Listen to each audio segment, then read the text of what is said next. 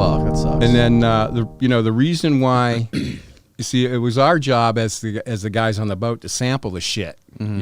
So when we get back to shore, we're like, yeah, take some of this shit, man, it's good, like that. And then everybody would have a stash of it, right? So it was never a problem. Load the boat, kick back. Captain's doing his job. He's watching the radar. We got a 15-mile radius. Anything comes within that, we keep an eye on it. And if it looks like that target's coming toward us, we get off onto that. That's running. That's the speedboat. That's my chase boat. It's running right next to that load. You got a picture of that one up there? Yeah, we have that picture too. Hopefully you can pull that one up. That's me driving the boat and a buddy of mine just out for a cruise. This boat drives... Like a Scarab or something, like a go-fast boat. Chris Craft. Okay. Nearly 600 horsepower. And it's a deep V offshore, go fast, 60 mile an hour before your ass hits the seat. So those guys are boat. following you. They're behind you. I've got this boat. If it's not my boat, there that one right there, it's somebody else's boat that we've hired to run alongside of us. We've got this giant fucking ball of weed going through the water that's maybe doing 4 knots. Right. Because it's loaded. You're chugging. And if something on the radar looks like it's coming at us, what the hell are you going to do? Right. Well, you jump on that son of a bitch and you go. You get the fuck out of there. You leave the weed. Let them have it. Because the guys running the boat don't own it. The captains, the owners of the vessels are never on them.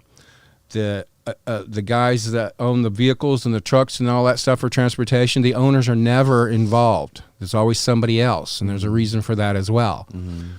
If we were to jump off and get onto that chase boat and off into the night, they're never going to find us. We are on the radio the minute we see we're getting boarded to the guy that owns the boat, our captain. Call it in. He calls the cops, the local sheriff department, and says, dude, I just looked out and noticed that my boat's gone. So he reports it stolen. So, and the vehicles are the same way. If vehicles get stopped, these guys get out and haul ass because we're let me back up a minute here so it can all make sense for you. We unload the freighter. We bring that 30,000 pounds in.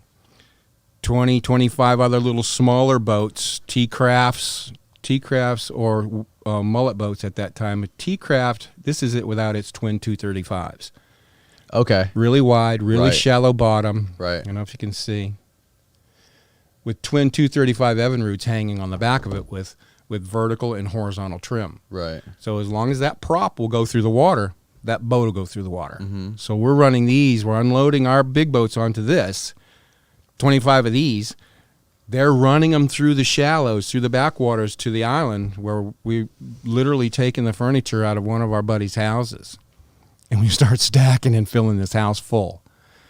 And if there's more to be had, then we just move to Tommy's house next door and start filling his house.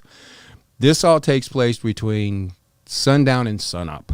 By the time the sun comes up, the entire load, regardless of how big it is in somebody's house and waiting to be taken to Miami.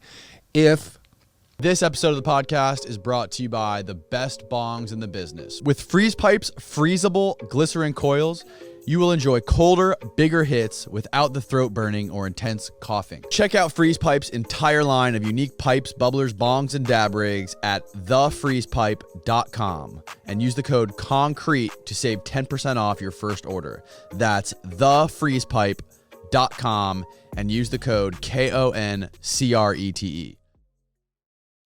By chance, and this happened... The entire load meaning how much? 40 tons. 30 tons. How many trips do you have to go back? How many times do you have to go back and forth if the boat can only hold 30,000 pounds?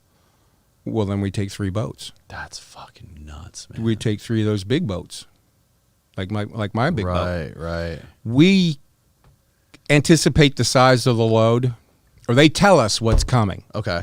There's 60,000 pounds. We can't get 60,000 pounds on one boat. Right. So you take another boat. Or you take 3 boats and make the loads a little bit lighter, you move a little bit faster, it all gets done quicker. Everybody makes the same amount of money because they're just, the math tells you how much money there is. It's ridiculous. So in this case, it's just one boat took the whole load. We brought it in. They come out like flies on a garbage can, these little boats. And they take as many trips back and forth to the house till our boat's empty and the house is full. close it up and lock it up. Now, if the vehicles, the vans, the cars, the trucks, whatever it may be that is transporting the material to Miami, some of them get loaded that night while it's coming off the boat. Mm-hmm. And then you drive it into town and park it in the driveway and leave it there, just park it in the driveway. Everybody has a 2-meter radial. We got like 110 of these things, because to do one of these jobs, say even just a 30,000 pound, which I never did one that small before, ever after that. They were always bigger than that. Mm-hmm. Takes about 50 to 60 people, sometimes more, to make one job work. That's why when the article comes out in Life magazine, we'll get to that, and it talks about a town of mostly women and children because the entire male population's gone to fucking prison. That's because you can't keep using the same guys night after night after night, dude. Right. You're going to bust their asses, because I stone crab during the day, and I'm pulling 350 stone crab traps. That's a job that'll fucking break you. Oh, dude, it'll make a man out of you. Oh, yeah. Because these traps are... I know a lot of guys that live right down the street here that stone crab all day, every day during stone crab season. We had 7,000 traps. We pulled 700 a day. I pull 350. The guy on the other side of the boat, we have twin pullers, back and forth. Yeah. While he's pulling his, I'm dropping mine. While I'm clearing my trap, he's picking one up. I empty mine, I drop one in his place. And we were picking up, dropping off, picking up, dropping off all day long like this. And that's bust-ass fucking work. These things are like anywhere from 50 to 60 pounds a piece, these traps are. And if they're not catching, then the captain says, pick them up, boys. We pick every fucking one of them up and stack them, move them somewhere else, drop them out, just like they do on Deadliest Catch. Yeah. You've seen this. Yep. And the way it's done is not that much different than the way they do it. Of course, their operation is far worse than what we've got to go yeah, through, those man. guys. I'm not even going to make that Alaska. comparison. They're fucking out of their mind. Yeah, stone crabs in the Gulf is nowhere near king crabs in Alaska.